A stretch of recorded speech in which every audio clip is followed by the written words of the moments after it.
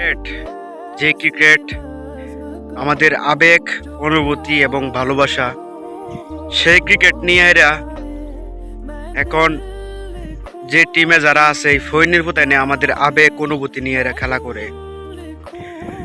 আমরা বাঙালিরা ক্রিকেটকে অনেক ভালোবাসি, অনেক লালন করি, অনেক অনেক স্বপ্ন দেখি। সেই স্বপ্নের যেখানে কিনা যাদেরকে নিয়ে আমরা স্বপ্ন দেখতাম আমরা ভালো কিছু করব, দিন শেষে আমরা একের পর এক হতাশা হতাশা হতাশা।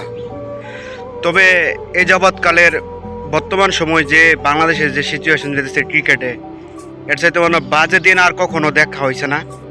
যতদিন পর্যন্ত আমরা ক্রিকেটে স্টাবলিশ হয়েছি আর কি, বিশ্বের দরবারে যখন পর্যন্ত আমরা পৌঁছাইতে পারছি যে আমরাও ক্রিকেট খেলি, আমরাও ভালো কিছু করতে পারতেছি, সেরপর থেকে এখনকার যে দিনগুলা খুবই বাজে দিন যাইতেছে। কাদের জন্য যাইতেছে? বাল পাকনা পরিচালক, নির্বাচন প্যানেল যারা আছে কিনা, দায়িত্বহীনতা, সবাই সবার কাজটা ঠিকঠাক মতো দায়িত্ব করতেছে না। যাদেরকে প্লেয়ারের দলের মধ্যে সুযোগ দেওয়ার দরকার তাদেরকে সুযোগ দেওয়া হয় না। মানে সব জায়গার মধ্যে চামচামি চলে। যাদেরকে সুযোগ করে দেওয়ার প্রয়োজন তাদেরকে সুযোগ পায় না, যাদেরকে প্রয়োজন না দল থেকে লাত্তি মেরে বার করে দেওয়ার দরকার তাদেরকে দিনকে দিন ম্যাচকে ম্যাচ বছরকে বছর খারাপ খেলার পরেও তারা দলের মধ্যে সুযোগ পাওয়া যায়। ক্রিকেটে রত্ন আমাদের দেশে ছিল, আমাদেরও ছিল, কিন্তু আমরা থাকতে মূল্য দেই নাই, বা থাকতে তাদেরকে যথাযথ ব্যবহার করতে পারি নাই, যথাযথ তাদের যে প্রাপ্য মূল্য সেটুকু আমরা দিতে পারি নাই। যখন আমাদের ছিল সাকিব ছিল, তামিম ছিল, মাশরাফি ছিল, মুশফিক ছিল, যে আমাদের যে পঞ্চপাণ্ডব ছিল, তারাই তো আমাদের ক্রিকেটের খুঁটি ছিল। তারা যখন থাকতো মাঠের মাঝে তখন আমরা বলতাম তাদেরকে, মানে তারা কেন অপশনে না। এই যে শেষবার যখন আমরা শেষবার যখন মুশফিকুর রহিম যখন বাজে স্কিল ছিল, মাহমুদুল্লাহ যখন, সাকিব, তামিম, মাশরাফি তো আগে বিদায় নিছে, যারা নিছে কিন্তু রাজনৈতিক বা প্রেক্ষাপটে তামিম নিজে থেকে সরে গেছে, সাকিবও সরে গেছে যেভাবেই হোক, তখন আমরা কিন্তু জোর করে কিন্তু মাহমুদুল্লাহ রিয়া তার কিন্তু মুশফিকুর রহিমের কিন্তু আমরা পাঠাইছি। তো আমরা যখন আমাদের রত্ন যখন থাকে তখন আমরা রত্ন বুঝতে পারি নাই। তামিম ইকবাল যখন ডট বল খেলতো, একের পর এক ডট বল খেলতো, তাদেরকে দেখা হয়েছে ডট বল উপাধি।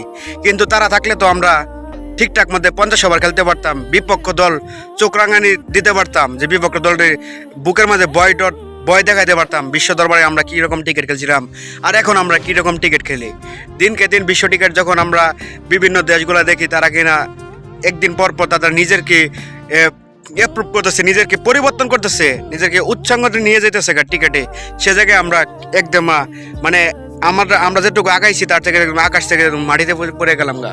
তো এই শূন্যতা কাটানোর মতো না। পঞ্চপাণ্ডব আমাদেরকে যা দিছে সেই শূন্যতা কখনো কাটানোর মতো, হয়তো আমাদের কোনো ট্রফি নেই গা বা কোনো কিছু নেই গা, কিন্তু ক্রিকেটটা আমরা যখন খেলছি প্রপারলি ভাবে, তখন আমরা ক্রিকেটটা খেলছি ঠিকঠাক মতো, তখন আমরা 50 ওভার ব্যাট করতে পারছি, আমাদের ওভার 300 চেঞ্জ করে আমরা জিততে পারছি। কিন্তু এই যুগে আইসাহেরা, এই আধুনিক ক্রিকেটে আইসাহেরা এখন আমরা 50 ওভার টিকিট খেলতে পারি না, 190 রান চেঞ্জ করতে পারি না, আমরা অল আউট 109 রানে। এটা কইলে লাভ নেই গিয়া। আমাদের টিকিট ম্যানেজমেন্ট যতদিন পর্যন্ত ঠিক না হইব, আমাদের ঘরোয়া লিগগুলো ততদিন পর্যন্ত ঠিকঠাক মতো ভালো মাঠ তৈরি না হইব, ভালো লিগ না হইব, ততদিন পর্যন্ত আমাদের দেশে এরকম সল্লামল্লা আইব দলের মাঝে, আর আমরা তাদেরকে আমরা এইভাবে সুযোগ দেন এবং দৈনছামঞ্চি আইব, ভালো কোনো কিছু আইতো না। ভালো যারা আছে তাদেরকে আমরা একদম সরে দেই, লাথি মেরে আরও সরে দেই, দূরে সরে দেই। তারা কীভাবে দলের মধ্যে হইব তাদেরকে কখনো সুযোগ দেয় না।